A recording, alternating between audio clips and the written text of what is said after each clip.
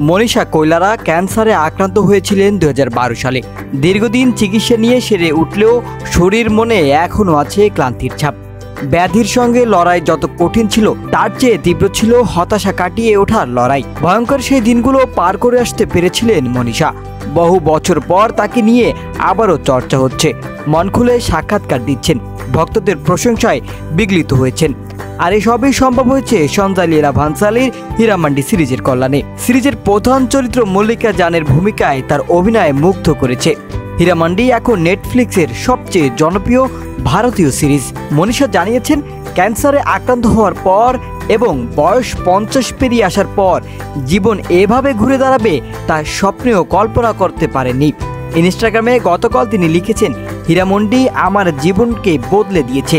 53 বছর বয়সে এত দারুণ একটি চরিত্র পাবো তা ছিল কল্পনার বাইরে। হীরামন্ডির শুরুর দিকে ভীষণ আতঙ্কে ছিলাম।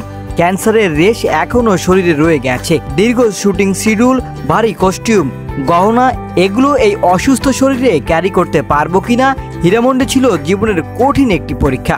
মনীষা আরও জানিয়েছেন, ক্যান্সার তাকে যতটা ভুগিয়েছে তার চেয়ে বেশি জীবন সম্পর্কে শিখিয়েছে। এনডিটিভিকে দেওয়া এক সাক্ষাৎকারে মনীষা বলে, আমি ভাবতাম আমার অনেক বন্ধু আছে যাদের সঙ্গে পার্টি করেছি, ঘুরেছি, মজা করেছি, তারা আমার কষ্টে আমার সঙ্গে থাকবে, এটাই ভেবেছিলাম, কিন্তু তারা ছিল না। নিজেকে খুব একা মনে হয়েছিল। ওই কঠিন পরিস্থিতিতে শুধু আমার পরিবারের সদস্যরা পাশে ছিল।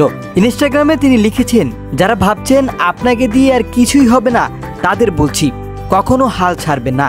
আপনি নিজেও জানেন না ভবিষ্যতে আপনার জন্য কোন সুখবর অপেক্ষা করছে।